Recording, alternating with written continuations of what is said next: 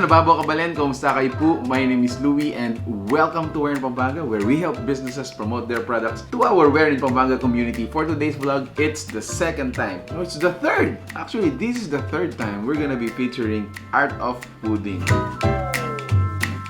Ito yung mga tinaste test natin. And now, they actually have other products. Sila po yung distributor. So, these are from Bakers Maison. Ayan. Meron tayong mga sweets dito. And then, meron tayong mga savory bread. We have 6 variants. From the look of it, parang may nagugustuhan na talaga ako. Okay, so let me start with this one. Dunkin' Cookies. Para siyang ganun. Wow!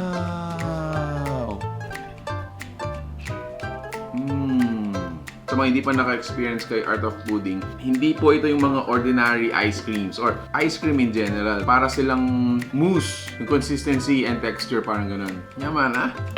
I like it. Sabi ko na ata ito yung magugustuhan ko dito. Let me taste this one. Ito yung strawberry flavor natin, guys. Wow! Yaman ah! If I'm not mistaken, parang mga banana flavor pudding ito. And then dun sa pinaka-bottom natin, para tayong may mga crushed graham. So it's okay to mix it all up. Yummy!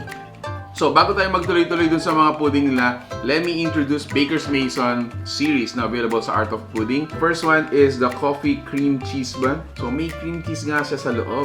Let me taste it. Very strong coffee aroma.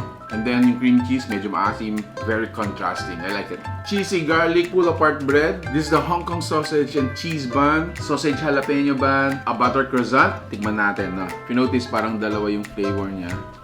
And then, oh! Wow! So it's chocolate flavor. Cameraman, ang sarap nito. Whoa! Crazy rich bananas. This is the next one. As always, it's not too sweet.